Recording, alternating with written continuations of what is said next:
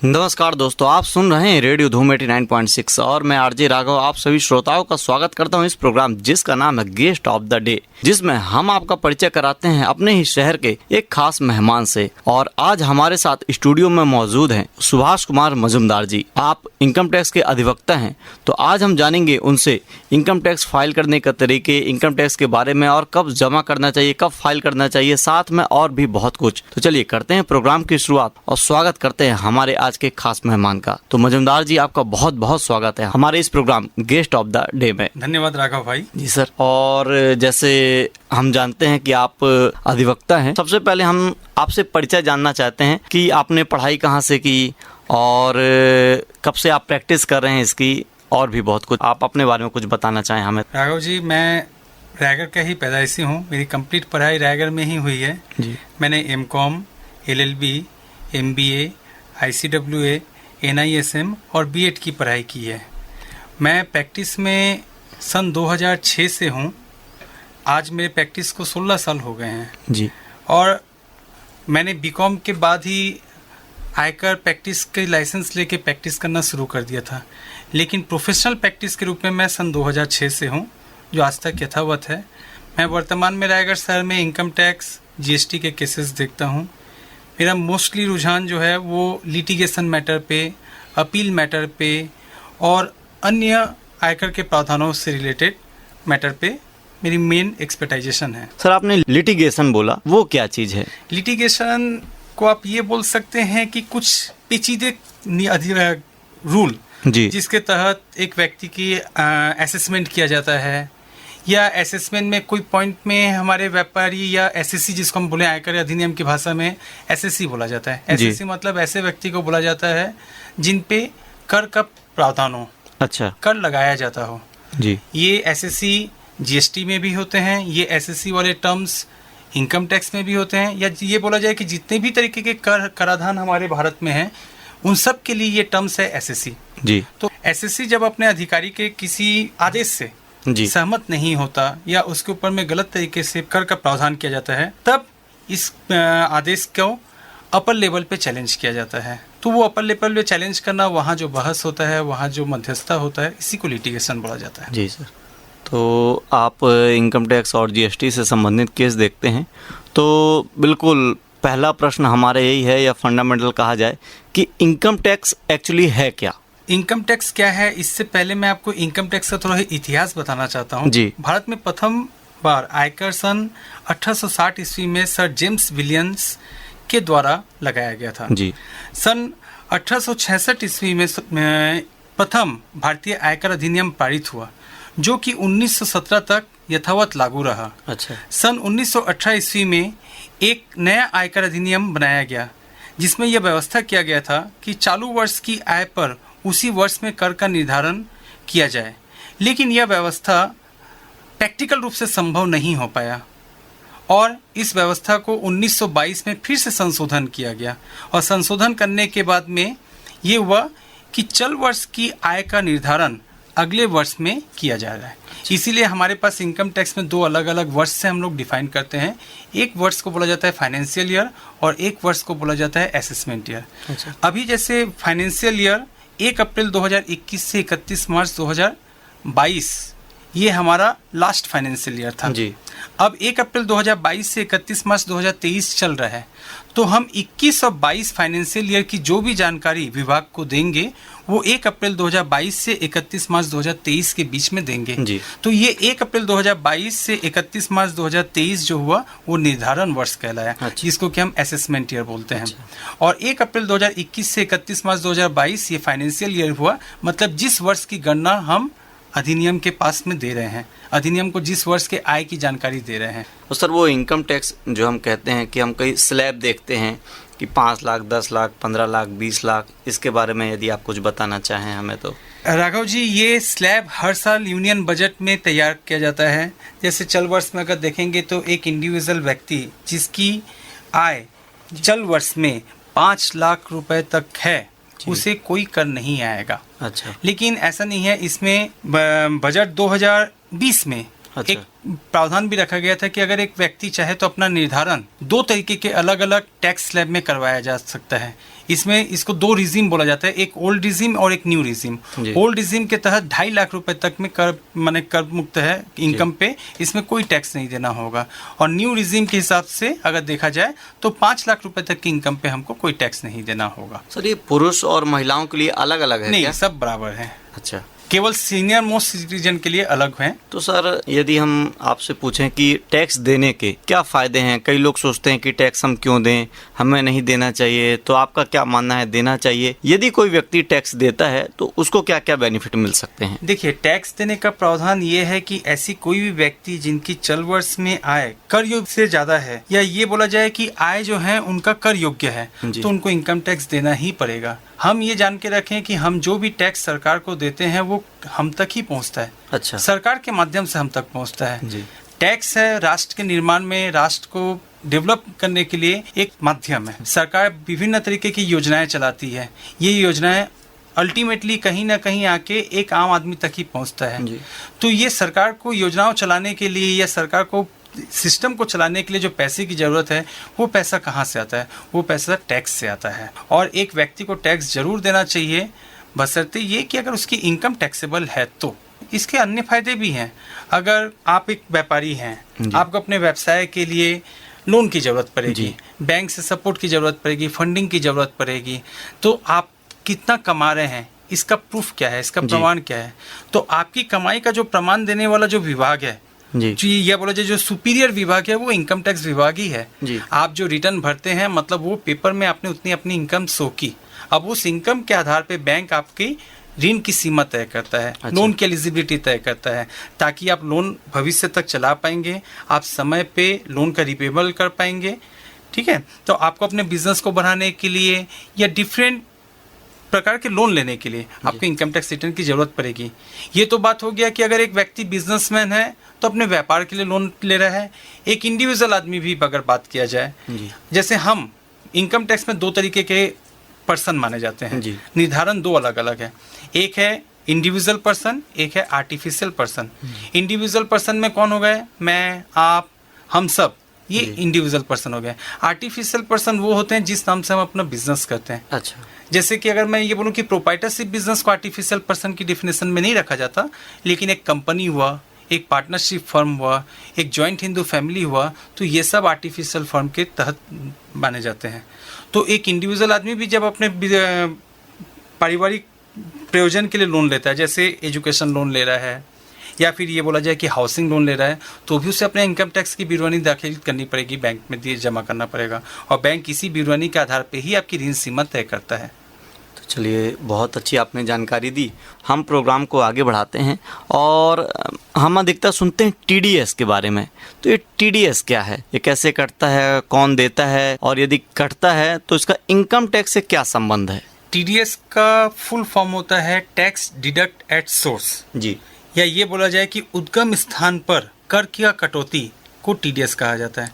उद्गम स्थान, उदाहरण के लिए अगर हम ये माने कि आपने अपना कोई पैसा, एक बहुत बड़ा धन जो अपने बैंक में बतौर फिक्स डिपॉजिट के रूप में रखा है, तो बैंक आपको आपके फिक्स डिपॉजिट पे ब्याज देती है। जी। तो ये ब्याज जो है वो आपकी एक इनकम का जरिया बन गया। जी। तो चूंकि बैंक एक कॉर्पोरेट है, ठीक है, तो बैंक को ये प्रावधान है कि उसने जो भी पेमेंट किया आपको, तो उस पर TDS काटेगी। अच्छा। तो बैंक से हमारा मोस्टली लेन देन होता है पैसे का। जी। हम बैंक में पैसा रखते हैं, बदले में बैंक हमको हमारे पैसे पे ब्याज देती है। तो वो ब्याज हमारे लिए कमाई का जरिया बना, तो उस कमाई पे बैंक TDS काट के हमको पेमेंट करेगी। सेम ऐसे ये बोला जाए कि अगर मान लीजिए आपने कहीं कोई संस्था में, कोई फैक्ट्री में या कोई कॉर्पोरेट सेक्टर में आपने कोई काम किया, मतलब मैं ये मानूं कि आपको एक कॉन्ट्रैक्टर के रूप में डिफाइन करूं, तो आपने जो भी काम किया, आपके कॉन्ट्रैक्टर से आपको एक अर्निंग हो रहा है, इनकम हो रहा है, तो ऐसे केस में आपको जो भी पेमेंट होगा उसमें TDS कट के पेमेंट होगा। अब अगर आपका TDS कटा तो आपको रिटर्न भरने पड़ेंगे, ठीक है। तो ये रिटर्न भरने के प्रोविज़न ये होते हैं कि जब आप अपने समस्त सोर्स, इनकम टैक्स में 5 अलग अलग तरीके के सोर्स बनाए गए हैं। अच्छा। आय के 5 जरिए बनाए गए हैं। सबसे पहला हेड ऑफ इनकम आता है इनकम फ्रॉम सैलरी, मतलब वेतन से आय। ऐसा व्यक्ति जो किसी संस्था में काम करता है, चाहे वो सरकारी हो, अर्ध सरकारी हो, गैर सरकारी हो, और उसको अपने नौकरी से होने वाले आय पे जो आयकर का प्रावधान होगा वो इनकम फ्रॉम सैलरी से डिफाइन किया जाएगा। दूसरा आता है इनकम फ्रॉम हाउस प्रॉपर्टी। इसमें कोई सीरियल नहीं है, कोई चैप्टर नहीं है कि इनकम फ्रॉम सैलरी पहले आता है या इनकम फ्रॉम हाउस प्रॉपर्टी आता है। 5 अलग अलग हेड्स बताए गए हैं, आप जिसको भी जैसा पकड़ें। पहला आता है इनकम फ्रॉम सैलरी, दूसरा आता है इनकम फ्रॉम हाउस प्रॉपर्टी, तीसरा आता है इनकम फ्रॉम बिजनेस प्रोफेशन, चौथा आता है इनकम फ्रॉम कैपिटल गेन, और 5वां हेड आता है इनकम फ्रॉम अदर सोर्सेस। तो ये जो टीडीएस हमारा कटता है ये मोस्टली हमारे अदर सोर्सेस पे ज़्यादा करते हैं, लेकिन सैलरी पे भी टीडीएस कटता है। अगर सपोज मैं किसी संस्था का एम्प्लॉय हूँ और मेरी वहाँ की सैलरी 5 लाख से ज़्यादा हो रही है, तो वो संस्था मेरे सैलरी पे टीडीएस काट के मेरे को पेमेंट करेगा। तो ऐसे केस में मेरा जो टीडीएस कटा वो टीडीएस ऑन सैलरी कटा। अच्छा। अगर आप किसी संस्था में कोई कॉन्ट्रैक्टी काम करते हैं और आपने अपने कॉन्ट्रैक्टी पे वहाँ संस्था में बिल दिया और संस्था ने आपके बिल अमाउंट पे टीडीएस काट दिया, तो आपका टीडीएस ऑन कॉन्ट्रैक्टी पे कटेगा।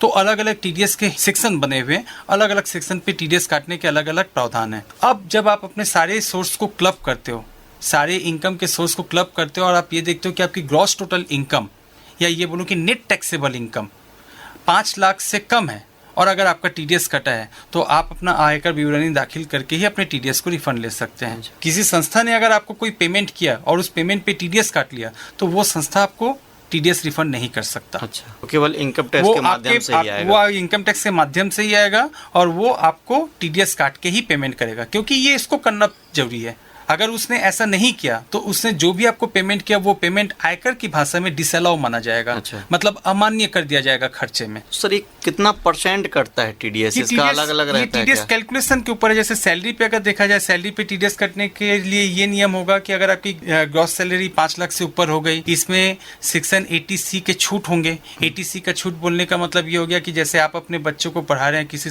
स्कूल में, तो स्कूल की फी, लाइफ इंश्योरेंस का प्रीमियम, फिर आपके मकान पे हाउसिंग लोन का प्रिंसिपल। अच्छा। ये सब माइनस करने के बाद अगर आपकी नेट टैक्सेबल इनकम 5 लाख से ज़्यादा हो रही है तो वहाँ टीडीएस कटेगा। अब वो टीडीएस कोई परसेंटेज पे नहीं कटेगा, वो आपका टैक्स का कैलकुलेशन होगा एडवांस टैक्स के स्लैब के हिसाब से, या रनिंग ईयर में टैक्स का क्या स्लैब है उसके हिसाब से कैलकुलेशन होगा और टीडीएस कटेगा। सर आपने अभी एडवांस टैक्स की बात की, तो ये एडवांस टैक्स है क्या? मैं सुनता हूँ कई कुछ रहते हैं, अभी कुछ कलाकार भी एडवांस टैक्स दिए हैं, तो ये क्या चीज़ होता है? इसके क्या बेनिफिट्स मिल सकते हैं टैक्स पेई को? देखिए, एडवांस टैक्स का बेनिफिट, अगर आपने पूछा कि टैक्स पेई को क्या होगा, तो अगर आपने अपना एडवांस टैक्स जमा किया है और समय पे समय जमा किया है जी, तो जब आप एक फाइनेंशियल ईयर को ख़त्म करके जब एक असेसमेंट ईयर में पहुंचेंगे, उस समय आप पिछले फाइनेंशियल ईयर के पूरे लेखे जोखे का या पूरे इनकम का क्लबिंग करेंगे और आप अपने टैक्स की कैलकुलेशन करेंगे। ठीक है। इस टैक्स में आपका सरचार्ज लगेगा, एजुकेशन सेस लगेगा, अलग अलग तरीके से टैक्स हेड लगेंगे और टैक्स की कैलकुलेशन होगी। ये होने के बाद अगर ये देखा जाए कि आपकी टैक्स 5,000 या उससे ज़्यादा की लाइबिलिटीज़ बनती है किसी साल में, तो आपको एडवांस टैक्स जमा करना चाहिए था। अगर आपने एडवांस टैक्स नहीं जमा किया तो इसमें सेक्शन 234A, 234B, 234C अलग अलग तरीके के इंटरेस्ट के प्रावधान होते हैं। अच्छा। और अगर आपने अपना एडवांस टैक्स समय पे जमा किया तो आपको ये इंटरेस्ट नहीं लगता। ये केवल 5,000 से ज़्यादा रहेगा तभी जमा करना पड़ता है, एडवांस टैक्स स्लैब ये रहता है, ये हर साल चेंज होता है। अच्छा। इसको सरकार चेंज करती है, एडवांस टैक्स एक स्लैब बनाती है। तो पहले जैसे 5,000 तक अगर आपकी टैक्स की लाइबिलिटी साल की बनती थी तो आपको एडवांस टैक्स आता था। अच्छा। अब ये और चेंजेस होते हैं, फ्यूचर में नए बजट में हो सकते हैं और चेंजेस कर दिया जाए इसमें। तो सर प्रोग्राम को अभी आगे बढ़ाते हुए एक जानकारी हम आपसे और जानना चाहते हैं कि क्या हम खुद रिटर्न फाइल कर सकते हैं या किसी एडवाइज़र की या सीए की ज़रूरत पड़ती है हमें? देखिए, कोई भी कानून में ऐसा कहीं प्रावधान नहीं है कि एक व्यक्ति अपनी पैरवी खुद नहीं कर सकता। अच्छा। एक व्यक्ति अपनी पैरवी खुद कर सकता है, बशर्ते कि उसको कानून का नॉलेज होना चाहिए। अच्छा। लीगल नॉलेज उसको होना चाहिए। तो आयकर में भी ऐसा प्रावधान है बिल्कुल कि अगर आप चाहें तो अपनी विवरणी, अपना रिटर्न खुद दाखिल कर सकते हैं। लेकिन सब व्यक्ति को सब तरीके के नियम कानून पता हो ऐसा जरूरी नहीं है। जैसे अगर मैं बात करूँ, एक डॉक्टर मेडिसिन को, मेडिकल को बहुत अच्छा समझता है, लेकिन वो फाइनेंशियल या लीगल टर्म्स को नहीं समझ सकता, लीगल ऑब्लिगेशन को नहीं समझ सकता। सेम ऐसा ही अगर एक सीए की बात किया जाए या टैक्स एडवोकेट की बात किया जाए, तो वो लीगल टैक्सेशन के लीगल मैटर को बहुत अच्छे से समझता है, उसको मेडिकल कुछ नहीं पता होगा।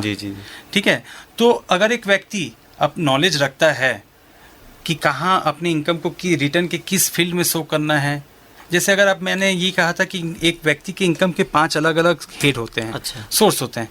ऐसा हो सकता है कि आप कहीं काम जॉब कर रहे हैं, ठीक है, तो आपकी जॉब से आपको जो पैसा मिल रहा है वो तो इनकम फ्रॉम सैलरी में गया जी। लेकिन अगर सपोज आपके पास 2 मकान है जी, या एक से ज़्यादा मकान है, 2 ही नहीं बोलूँ, एक से ज़्यादा मकान है, और आप एक मकान पे रहते हैं और बाकी एक मकान को अपने किराए पे चला दिया, तो उस किराए से भी आपको एक अर्निंग हुई जी, तो वो इनकम फ्रॉम हाउस प्रॉपर्टी में गया, वो किराए की इनकम जी।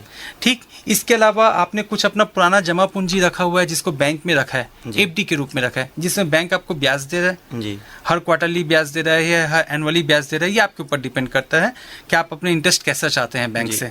तो उस इंटरेस्ट से भी आपको एक इनकम हो रहा है, तो वो इनकम फ्रॉम अदर सोर्सेज पे गया। ठीक है।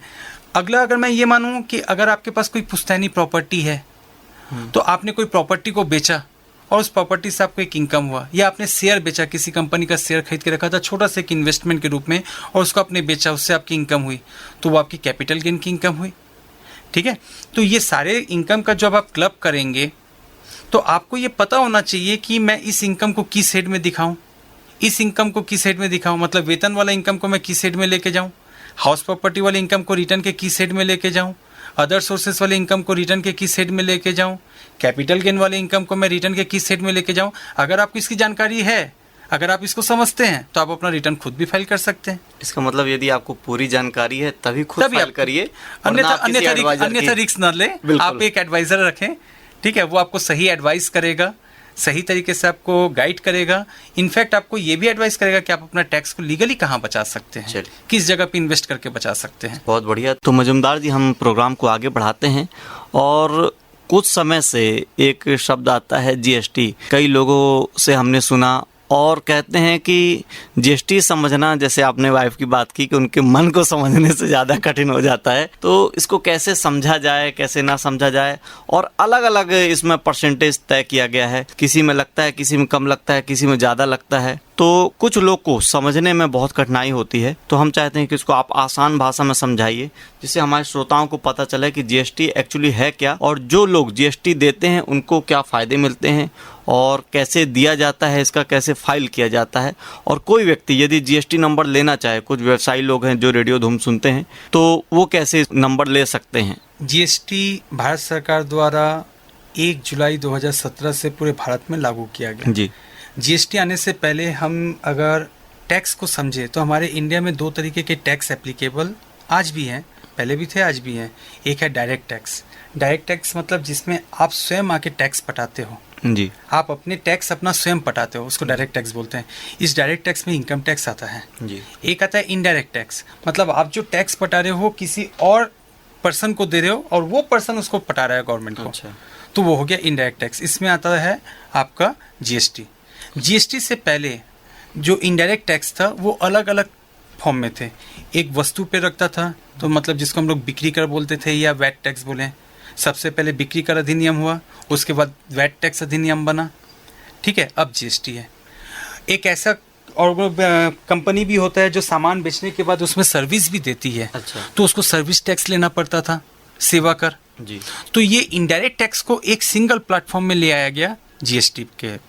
जीएसटी का पूरा नाम गुड्स एंड सर्विस टैक्स, मतलब सेल्स वाला पार्ट जो हो गया वो गुड्स का है, और सर्विस वाला जो पार्ट है वो सर्विस है ही है, तो दोनों को मिक्स करके गुड्स एंड सर्विस टैक्स बनाया गया जीएसटी, जो कि 1 जुलाई 2017 से पूरे भारत में लागू हो गया। अब इसमें आपने पूछा कि इसमें अलग अलग किसी वस्तु पे लगता है, किसी वस्तु पे नहीं लगता है, तो आप ये समझिए कि जीएसटी के दायरे में लगभग सभी वस्तुएं आ जाती है। लेकिन जो मोस्ट एसेंशियल है आपके लिविंग के लिए, उदाहरण के लिए मैं पकड़ लूँ अनाज जी, चावल हो गया, दाल हो गया, गेहूं हो गया, बाजरा हो गया, शक्कर हो गया, ये आपको अपने लाइफ को जीने के लिए एसेंशियल चीज़ें हैं, इसमें जीएसटी नहीं है। अच्छा। इसको जीएसटी से बाहर रखा गया, जीएसटी के दायरे से बाहर रखा गया। लेकिन इसके अलावा जो भी वस्तुएं हैं, अगर आप एक कलम को यूज़ कर रहे हैं, पेन यूज़ कर रहे हैं, तो उसमें भी जीएसटी लगा हुआ है। और अगर आप कोई इलेक्ट्रॉनिक गैजेट यूज़ कर रहे हैं तो उसमें भी जीएसटी लगा हुआ है। सब में अलग अलग तरीके से परसेंटेज ऑफ टैक्स के स्लैब बने हुए हैं। अब आपने ये कहा कि जीएसटी का रजिस्ट्रेशन कैसे करें या जीएसटी नंबर कैसे लें, तो जीएसटी के लिए www.gst.gov.in गवर्नमेंट की एक ऑफिशियल वेबसाइट है। यहाँ जाके सबसे पहले आप स्टेप बाय स्टेप इसमें लिस्टिंग किया गया है, उस स्टेप बाय स्टेप को फॉलो करते करते आप अपने जीएसटी का रजिस्ट्रेशन कर सकते हैं। सर, इसमें जैसे कई लोग समय जीएसटी नहीं भर पाते हैं या लेट हो जाते हैं, और सुना हो जीएसटी में भी 2-3 प्रकार के हो जाते हैं। कुछ लोग कहते हैं कि इतने बिजनेस में जीएसटी की ज़रूरत नहीं पड़ती है, तो वो अमाउंट कितना होता है जिसमें जीएसटी की ज़रूरत नहीं पड़ती है, और कितने अमाउंट के बाद जीएसटी की ज़रूरत पड़ती है? देखिए, पहली बात तो ये है कि जीएसटी इनकम के ऊपर नहीं लगता। अच्छा। अगर आपने 100 रुपए का भी सामान बेचा तो उसमें जीएसटी लगेगा। अच्छा। जीएसटी लगा के ही बेचना पड़ेगा। हाँ, जीएसटी अधिनियम जरूर ये कहता है कि आपको 50 लाख रुपए तक की टर्नओवर पे जीएसटी नंबर लेने की जरूरत नहीं है। अच्छा। या ये बोलो कि अगर आप छोटे व्यापारी है तो आपको जीएसटी नंबर लेने की जरूरत नहीं है। आप देखते हो कि आप एक पान दुकानदार है जो पान ठेला चलाता है, तो वो जीएसटी नहीं रखा हुआ जी, है, जी। सामान तो वो भी बेच रहा है, जी। ठीक है, और वहाँ भी खाने का सामान बेच रहा है। जी जी। ठीक, उसके दुकान में भी चॉकलेट बिस्कुट मिलते हैं, जी। चिप्स के पैकेट मिलते हैं, तो उसमें जीएसटी लग रहा है। लेकिन वो जीएसटी पटा के खरीद रहा है, हाँ। लेकिन वो जीएसटी हमसे नहीं ले रहा है। क्यों? क्योंकि वो एमआरपी पे बेच रहा है, जी। क्योंकि वो छोटा दुकानदार है, जी। तो गवर्नमेंट ने उनको बाहर रखा गया है। अच्छा। लेकिन जब आपका गुड्स, आपने जो सामान बेचा वो एक हैंड से दूसरे हैंड, दूसरे हैंड से तीसरे हैंड में जाता है, मतलब ये बात करूं कि मैन्युफैक्चरर से डीलर, डीलर से सब डीलर, सब डीलर से रिटेलर, यहाँ मतलब इसमें कौन कौन आ गया? मैन्युफैक्चरर, उसने गुड्स का प्रोडक्शन किया, उसको जीएसटी देना पड़ेगा। प्रोडक्शन करने के बाद उसने सामान को किसको दिया? डीलर को बेचा, तो डीलर से वो जीएसटी कलेक्ट करेगा, क्योंकि उसने डीलर को सेल किया है, तो डीलर से जीएसटी लेगा। डीलर फिर इसको किसको बेचा? सब डीलर को बेचा, तो सब डीलर से जीएसटी लेगा। सब डीलर ने इसको किसको बेचा? होलसेलर को बेचा, तो होलसेलर से जीएसटी लेगा। होलसेलर ने इसको फिर किसको बेचा? रिटेलर को बेचा, तो रिटेलर से जीएसटी लेगा। और अल्टीमेटली रिटेलर ने किसको बेचा? कंज्यूमर को बेचा, तो कंज्यूमर से जीएसटी लेगा। लेकिन कंज्यूमर आके कहीं भी जीएसटी किसी से नहीं ले सकता। तो सर, जैसे अब इतने बार जीएसटी लगाया, मतलब जो 18% है वो 180% नहीं, ऐसा बिल्कुल भी नहीं है। ये पहले था, वैट में जरूर होता था कि परसेंटेज क्या होता था, जैसे मैन्युफैक्चरर ने कोई गुड्स प्रोडक्शन किया 100 रुपए में, उसको उसने बेचा 200 रुपए में, तो वो 200 रुपए में वैट लेता था। अच्छा। ठीक, फिर मैन्युफैक्चरर से वो जब डीलर के पास आता था तो डीलर ने उसको 250 रुपए में बेचा। किसको बेचा? होलसेलर को बेचा, तो होलसेलर से वो 250 रुपए पे वैट लेता था। अच्छा। होलसेलर ने उसमें अपना मार्जिन रख के उसको किसको बेचा? रिटेलर को बेचा। रिटेलर को कितने में बेचा? 300 रुपए में, तो वो रिटेलर से 300 रुपए में वैट लेता था। अब रिटेलर उसमें अपना प्रॉफिट रख के कंज्यूमर को बेचा, तो कंज्यूमर को कितने में बेचा? 350 रुपए में, तो वो 350 रुपए में वैट लेता था। अल्टीमेटली कंज्यूमर को बर्डन पड़ता था। लेकिन जीएसटी में परसेंटेज ऑफ टैक्स एक ही रखा गया है। अच्छा। मैन्युफैक्चरर से लेके रिटेलर तक के बीच में। और जैसे लेट हो जाते हैं जीएसटी भरने में, जिस समय भी समय रहता है, तो उसके बाद कुछ पेनल्टी लगती है? कितनी लगती है, कब तक लगती है, और यदि बहुत समय तक नहीं करें तो क्या जीएसटी नंबर बंद भी हो सकता है क्या? बिल्कुल, जीएसटी नंबर बंद होता है। जीएसटी नंबर को सस्पेंड भी किया जाता है। जीएसटी नंबर फॉरफिट भी हो जाता है अगर आपने जीएसटी को रिटर्न को बहुत लंबे समय तक फाइल नहीं किया। ये पेनाल्टी के आपने पूछा, तो पेनाल्टी का तो डिपेंड करता है सरकार के ऊपर में। पेनाल्टी में भी अभी तक इसमें बहुत संशोधन हो गए जी। पहले पेनाल्टी पर डे का 100 रुपए रहता था, 100 रुपए स्टेट के लिए, 100 रुपए सेंट्रल के लिए, और ये मैक्सिमम 10,000 की पेनाल्टी होती थी। अच्छा। हम पिछले 2 साल हम पूरा भारत, पूरा विश्व कोविड से गुजरा जी जी, ठीक है, कोविड की महामारी को देखा, तो इस समय जीएसटी अधिनियम में भी कुछ बदलाव किए गए। जो मैक्सिमम पेनाल्टी 10,000 का होता था वो 500 रुपए पे लाके रोक दिया गया। अच्छा। ताकि लोगों को, माने व्यापारियों को बर्डन ना पड़े, सबके बिजनेस को इफेक्ट हो। तो पेनाल्टी का कोई ऐसा निश्चित नहीं है कि कितना पेनाल्टी होगा और कब आके रुकेगा। अच्छा। ये अधिनियम के ऊपर डिपेंड करता है कि उसने पेनाल्टी का क्या स्लैब बनाया है, और ये समय पर दर समय परिवर्तित होते रहता है। अभी जो मिनिमम पेनाल्टी की अगर बात करें तो पर डे 100 रुपीज़ की पेनाल्टी फिर भी आती है। और सर, इसमें परसेंटेज की बात करें तो इलेक्ट्रॉनिक में अलग परसेंटेज है, कपड़ों में अलग परसेंटेज है, खाने पीने में अलग परसेंटेज है। इसमें परसेंटेज का है, जैसे किराने आइटम की बात करूं तो किराने आइटम में मोस्टली 5% के आइटम ज़्यादा है जी, ठीक है। और इसमें जीएसटी में मैंने परसेंटेज का जो स्लैब है वो 5% है, 12% है, 18% है, 28% है। 4 स्लैब में इसको बांटा गया है, ठीक है। अब अगर 28% में अगर बात करें जाए तो सुपर लग्जरियस आइटम जो हो जाते हैं वो 28% में जाते हैं। मोस्टली हमारे कंज्यूमेबल गुड्स जो होते हैं वो 5% में रहते हैं किराना आइटम पे। इलेक्ट्रॉनिक्स आइटम पे 18% है। अच्छा। तो ऐसे अलग अलग गुड्स पे अलग अलग परसेंटेज ऑफ स्लैब है। इसका शेड्यूल है, उस शेड्यूल के हिसाब से होता है और इसमें समय पर समय परिवर्तित भी होते रहता है, चेंजेस भी होता है। और ये सेंट्रल जीएसटी और स्टेट जीएसटी ये जैसे 18% की है तो 9 दोनों को देना पड़ता है कि 18 देना पड़ता है कि कैसा? अगर आपका 18% का जीएसटी का आइटम है या 12% का जीएसटी का आइटम है तो 18% का आधा 9% स्टेट को, 9% सेंट्रल को। अच्छा। अब ये कैसा होता है कि जब आपने छत्तीसगढ़ में ही हम सब छत्तीसगढ़ में हैं, अभी हम छत्तीसगढ़ में हैं, तो आप अगर अपने व्यापारी से, ऐसे व्यापारी जो छत्तीसगढ़ में ही हैं जी, आप उनसे सामान खरीद रहे हैं और वो सामान को छत्तीसगढ़ राज्य के अंदर में ही बेच रहे हैं, तो आप इसमें 9% स्टेट को, 9% सेंट्रल को जीएसटी पर हटाएंगे। लेकिन अगर सपोज आपने छत्तीसगढ़ के व्यापारी से सामान खरीदा और ये सामान को अपने मध्य प्रदेश के व्यापारी को बेचा, तो ऐसे केस में आप भी पूरा जो टैक्स है वो सेंट्रल को पटाएंगे, जिसको आईजीएसटी बोला जा रहा है। इसको integrated goods and service tax बोला जाता है।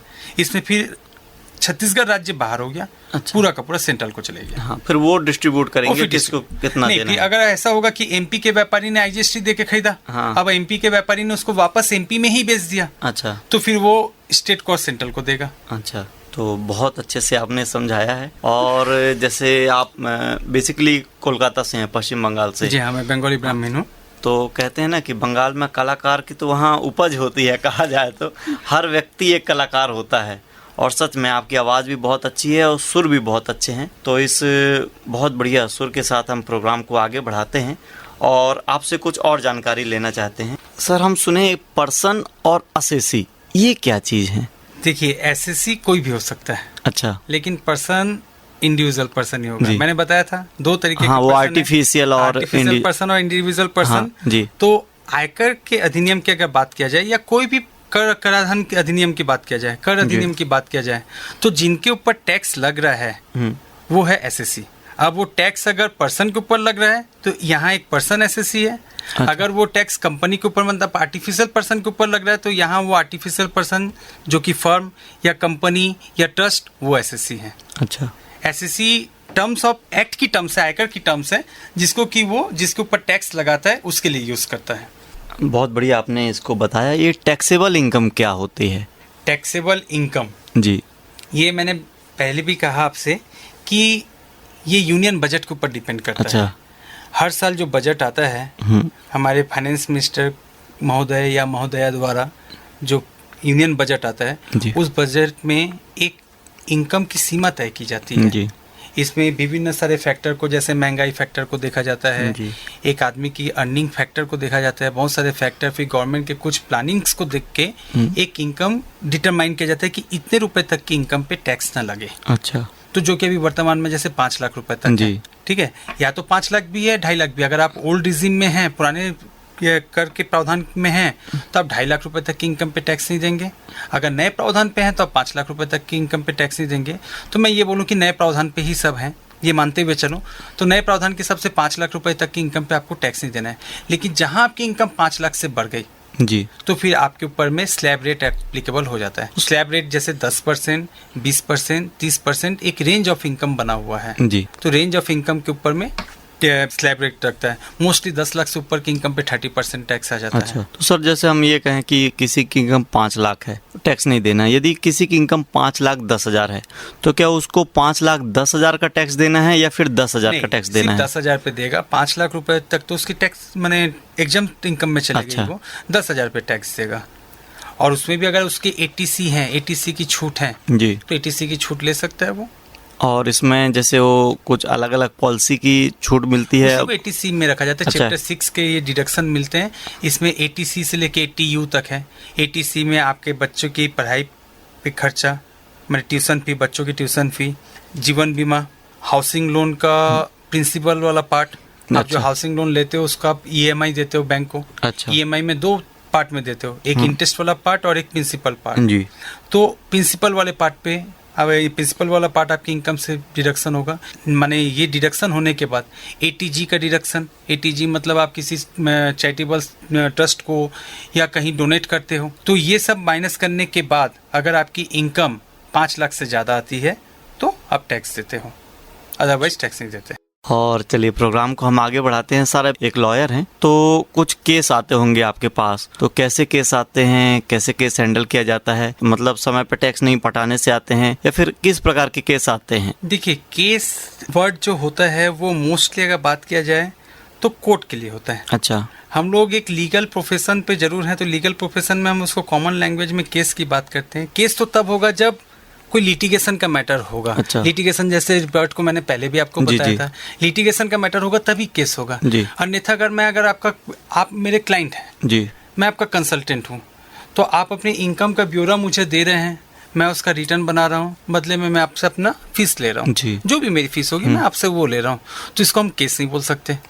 लेकिन अगर सपोज आपके ऊपर में कोई गलत टैक्स लगा जी, ठीक है, किसी गलत तरीके से टैक्स आपके ऊपर में पेनल्टी किया गया, तो उस समय फिर आप क्या करते हैं, अधिकारी माने उक्त अधिकारी के आदेश को या उनके द्वारा पास किए हुए डिसीजन को आप चैलेंज करते हैं। अच्छा। अपर अधिकारी के पास में, तब ये केस का टर्म्स होता है। अच्छा। तब इसको केस बोला जा सकता है। इनिशियल स्टेज पे तो ये केस नहीं है। जैसे बोलते हैं ना कि हम लड़ते हैं, कोर्ट में जाते हैं, तो लड़ना वर्ड बिल्कुल कोर्ट कचहरी में उपयोग होता है। आपकी भाषा में क्या कहते हैं? लड़ाई वर्ड तो होना ही नहीं चाहिए, लड़ाई है ही नहीं ये तरीके का। इसको मैंने कहा ना कि ये जो लीगल टर्म्स है, अब सब आदमी को सारे लीगल टर्म्स क्लियर नहीं होते।